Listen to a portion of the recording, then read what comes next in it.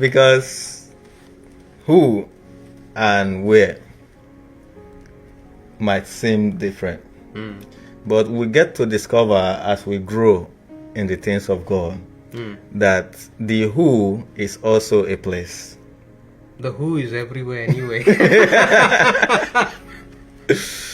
Okay? The who is also a place. That is why in the name of Jesus Christ, we cast out demons. Yeah. When you say in the name of Jesus, what does that mean? Okay, I see where you're coming from. Okay. Yeah? It's a place. So it doesn't mean that anytime you see a demon, you begin to call the name of Jesus. You know, in the name of Jesus, in the name of, like a magic spell. Yeah. You know, like the 7 sons of Sceva. In the name of Jesus, who Paul preached. Yeah. You know, it was like a magic spell for them. But when the demon looks at you, he's trying to check, is this person truly in Jesus or not? Right. So the protection is a person and it's a place. It's a place. So when there is trouble, people begin to look for solution in different places. Right. In different places.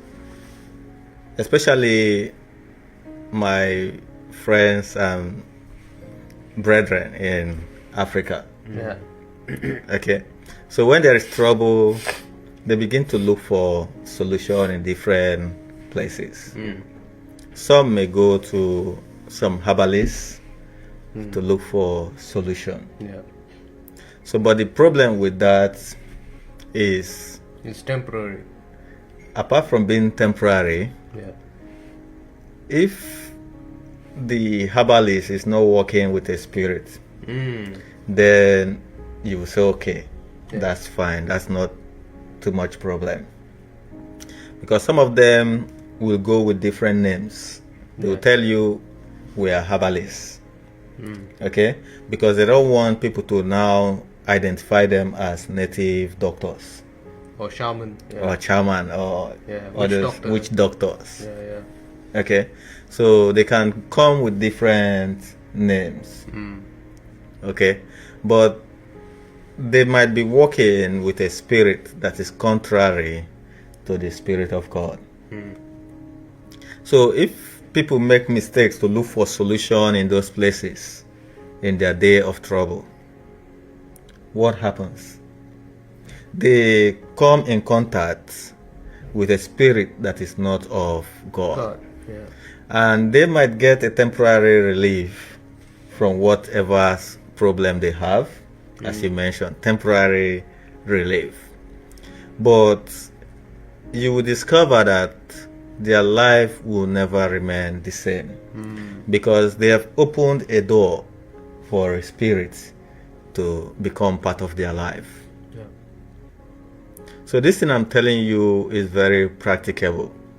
You see someone go to look for solution, let's say for a leg condition, leg ulcer, and the herbalist or the native doctor, the whatever chairman or wherever they went to, if they are working with an evil spirit, they will do some concoction, and maybe with time this person gets healed. Okay, let's assume they got healed. Let's assume the source of the problem was an evil spirit. Okay, so what they need to do is to negotiate with that evil spirit, and the evil spirit will take off its hand a bit from that person, and the person gets to recover. Because the body has been trained in a way that it should recover from any problem. Okay, so the body is supposed to recover no matter what happened to the body. It should recover even naturally. You know, I don't know, doctors who should be able to confirm this. I've tried it myself in so many ways.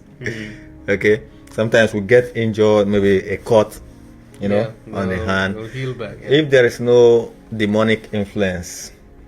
With time, it will dry up and it will heal. Yeah.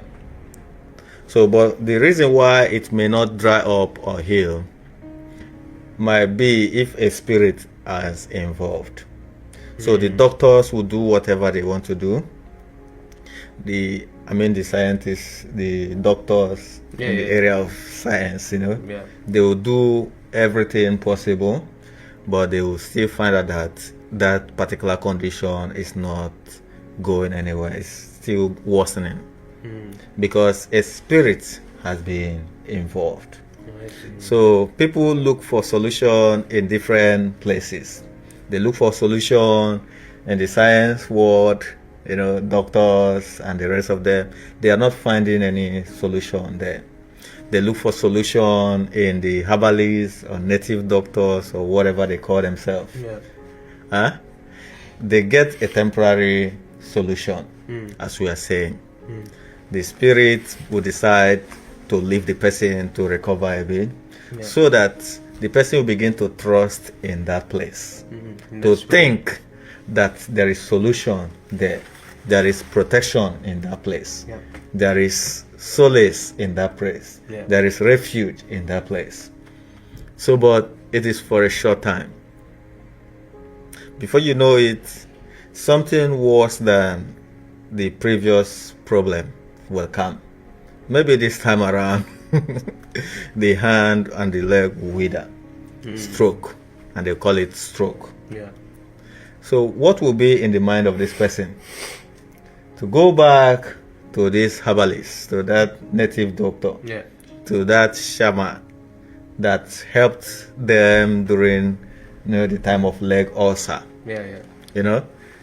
The thing that will come to their mind will be, let's go back to that place. There is solution there. And then they will go contact even worse spirits.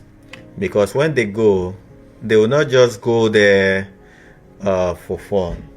The people are going to give you some conditions, and they will say to you, for you to recover, we need the blood of a white chicken, we need this, we need that, we need that. So they're just trying to get you to agree with their terms and conditions. Yeah. And each time you do that, you sell a piece of your soul. Hallelujah. You never knew that you were actually involving in a covenant while doing so. So you promise them that when you recover, you're going to come with this, come with that, and that your children or whatever will need to come back to that place. Yeah. And you agree because you're looking for solution. And then the evil spirit is released and the person recovers again. But take note of that person. Something worse is coming to that person. And the circle continues. There is no protection there. There is no protection. The only place where we can have peace, where we can have protection, where we can have solution without worries, without trouble, is in a place, in a person. And who is that person? The Lord. Jesus Christ. But the Lord was my stay. Yeah. The Lord was my stay. So when you have a problem as a child of God, the place where you stay is very important. It's very important because today you go around, you will see those places and they appear as if there is nothing. But no human is neutral. No place is a neutral ground. If you don't belong to God, you are automatically declaring that you belong to the devil. Yeah.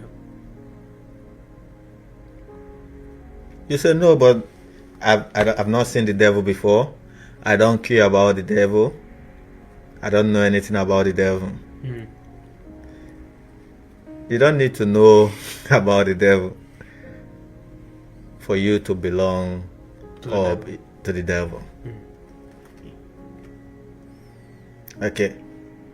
So, they prevented me in the day of my calamity, but the Lord was my stay.